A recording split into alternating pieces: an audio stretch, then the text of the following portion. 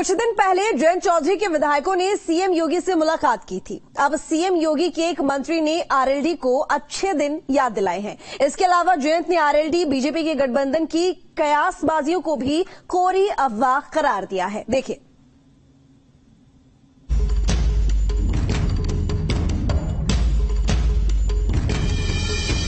BJP RLD में पक रही खिचड़ी। बीजेपी तोड़ेगी राहुल अखिलेश जयंत की तिकड़ी। 24 का महारण नजदीक है। एनडीए और इंडिया दोनों ही गठबंधन अपनी अपनी तैयारियों में लगे हैं। ऐसे में आरएलडी को लेकर सियासी गलियारों में कयासबाजी का दौर चल रहा है। पिछले दिनों जयंत की पार्टी आरएलडी के सभी विधायक मुख्यमंत्री योगी से मिलने पहुंचे थे, जिसके बाद एक नए गठबंधन की खबरें निकल पड़ी। इस बीच पश्चिमी उत्तर प्रदेश में बीजेपी के बड़े नेता और योगी सरकार में मंत्री कपिल देव अग्रवाल ने आरएलडी के साथ गठबंधन को लेकर बड़ा बयान दिया है। उन्होंने इशारों में आरएलडी को अच्छे दिन तो याद दिलाए और कहा, अगले चुनाव के लिए दोनों दलों के बीच गठबंधन पर कोई भी निर्णय पार्टी हाईकमान की तरफ से लिया जाएगा। इधर एनडीए खेमे में जाने की अटकलों के बीच जयंत चौधरी का भी बड़ा बयान सामने आया। उन्होंने कहा कि अफवाहों पर ध्यान नहीं देना है। आरएलडी लोकसभा चुनाव से पहले विपक्षी गठबंधन इंडिया के साथ है। देखिए, अब चुनाव की सरगर्मियां तेज होंगी, लोगों को घेरने की पूरे प्रयास सरकार करेगी। हम और आपको तैयार रहना चाहिए, इस तरह की अफवाहों पे ना जाएं, विश्वास करें अपने लीडर्स पे, जो लोग देश और मुल्क का भला चाहते हैं, जो इंडिया पार्टीज हैं। हम सब एक बहुत मजबूत एजेंडा लोगों के बीच ले जाएंगे और जनता से हम उम्मीद करते हैं कि मौका हमें दें। इतना ही नहीं, जयंत ने प्रधानमंत्री नरेंद्र मोदी पर भी हमला बोला।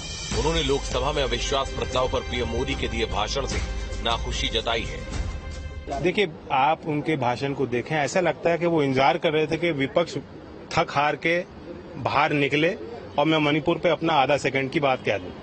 तो खाना पूर्ति वो कर रहे हैं, कोई कमिटमेंट नहीं है। जब जहां भी चुनाव होता है वहां जाते हैं और पुराना रिश्ता निकाल लेते हैं। लगता है मणिपुर के लोगों से उनका कोई पुराना रिश्ता नहीं था। चलिए अब उन वजहों के बारे में भी जान लेते हैं जिनके चलते अफवाहों के बाजार गर्म हैं। जयंत की राजनीतिक मजबूरी। 2014-2019 दोनों चुनाव में आरएलडी के हाथ खाली रहे। दोनों बार वो विपक्षी गठबंधन में साथ थी। बीजेपी ने आरएलडी की चुनौती को आसानी से ध्वस्त किया। अजीत सिंह जयंत दोनों को उनकी घरेलू सीटों पर मात दी। आरएलडी का चुनावी इतिहास भी इस गठबंधन को हवा देता है। आरएलडी को सबसे बड़ी कामयाबी 5 लोकसभा सीटों के साथ मिली। 2009 में बीजेपी के साथ गठबंधन के दौरान ही 5 सीटें मिली थी। विधानसभा में भी सर्वश्रेष्ठ प्रदर्शन बीजेपी के साथ ही रहा। 2002 में 14 विधानसभा सीटें बीजेपी के साथ ही हासिल हुई। जयंत अपनी राजनीति में अब तक के प्रयोगों के बाद समझ चुके हैं कि उनका वोट बैंक तभी सीटों में बदलता है जब वो बीजेपी के साथ खड़े होते हैं। एसपी के साथ साधे गए जातीय समीकरण का पश्चिमी यूपी में वोटों के जुड़ाव की कोई और गुंजाइश भी जयंत को नहीं दिख रही। अखिलेश जयंत में दूरियां। 2022 के विधानसभा चुनाव के बाद से दूरियां। सीटों को लेकर अखिलेश जयंत में बनी दूरियां। चुनाव में जयंत मांग रहे हैं 12 सीटें। अखिलेश इसके लिए तैयार नहीं है। संभावित गठबंधन में बीजेपी के भी अपने फायदे हैं। एनडीए का कुनबा बढ़ेगा। पश्चिमी यूपी के जीत को धमाकेदार करेगी बीजेपी। विधानसभा चुनाव में बीजेपी को हुआ था नुकसान। मुजफ्फरनगर, शामली, बागपत में कई सीटें खोनी पड़ी। उसकी बड़ी वजह जयंत का एसपी के साथ होना था।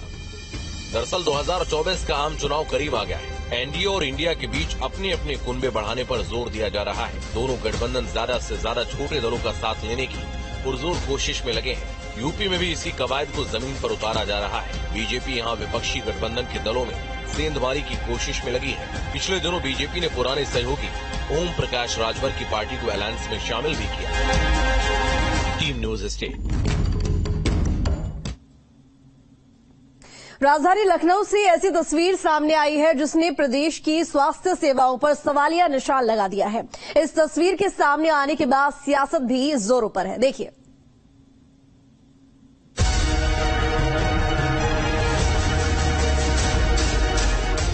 2024 चुनाव को लेकर तमाम पॉलिटिकल पार्टियां अपनी अपनी सियासत चमकाने में जुटी हैं। तमाम मुद्दों को उठाकर सरकार को घेरने की कोशिशें भी की जा रही हैं। इस बीच उत्तर प्रदेश की राजधानी लखनऊ में प्रदेश की स्वास्थ्य व्यवस्था पर गंभीर सवाल उठा दिया गया है। इसको लेकर सियासत शुरू हो गई है। दरअसल राजभवन के पास उत्तर प्रदेश के उप मुख्यमंत्री और सूबे के स्वास्थ्य मंत्री ब्रजेश पाठक के घर के पास एक महिला ने बीच सड़क पर एक बच्चे को जन्म दिया। स्वास्थ्य मंत्री के घर के बाहर जिस तरीके से महिला ने बच्चे को जन्म दिया, उससे सियासत तेज हो गई है। विपक्षी दलों ने इसे शर्मनाक बताया है और प्रदेश की स्वास्थ्य व्यवस्था पर गंभीर सवाल खड़े किए हैं। इस घटना का एक वीडियो भी सोशल मीडिया पर वायरल हो रहा है। सवाल उठ रहा है कि आखिर इतने हाई प्रोफाइल एरिया में ये सब होता रहा और वहाँ महिला की मदद के लिए कोई एम्बुलेंस नहीं आई।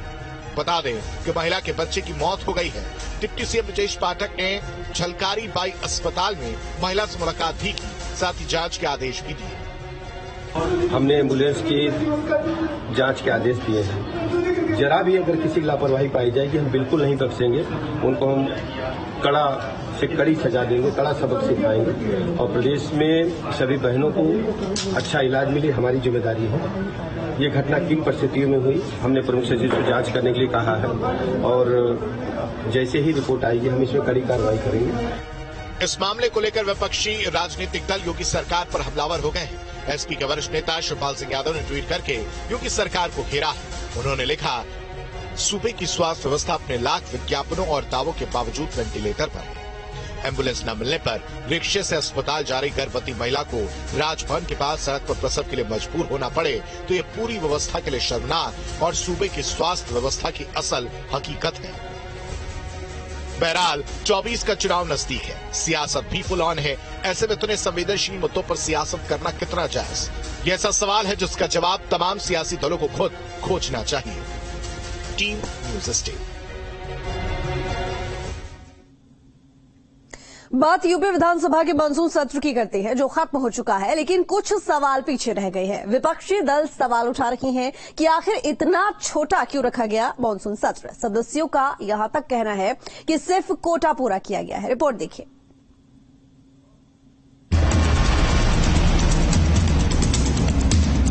यूपी विधानसभा का मानसून सत्र काफी हंगामेदार तो रहा ही, साथ ही छोटा भी रहा। इस बीच सवाल ये उठ रहा है कि सत्र चलाने के नाम पर सिर्फ कोटा पूरा किया जा रहा है। इस मानसून सत्र में 25 करोड़ की आबादी की आवाज को महज 5 दिन और 30 घंटे ही मिल पाए। विधानसभा सत्र इतने छोटे हो रहे हैं कि विधायकों को सदन में अपने क्षेत्र की आवाज उठाने का मौका तक नहीं मिल पा रहा है। योगी 2.0 में 5 सेशन और 31 दिन चला सदन। असेंबली प्रोसीजर के मुताबिक अलग है नियम। साल में कम से कम 3 सत्र और 90 बैठकें होनी चाहिए। सत्र तो 3 हो रहे हैं, बैठकें आधे से भी कम। योगी के 6 साल में हर साल एवरेज 20 दिन कार्यवाही।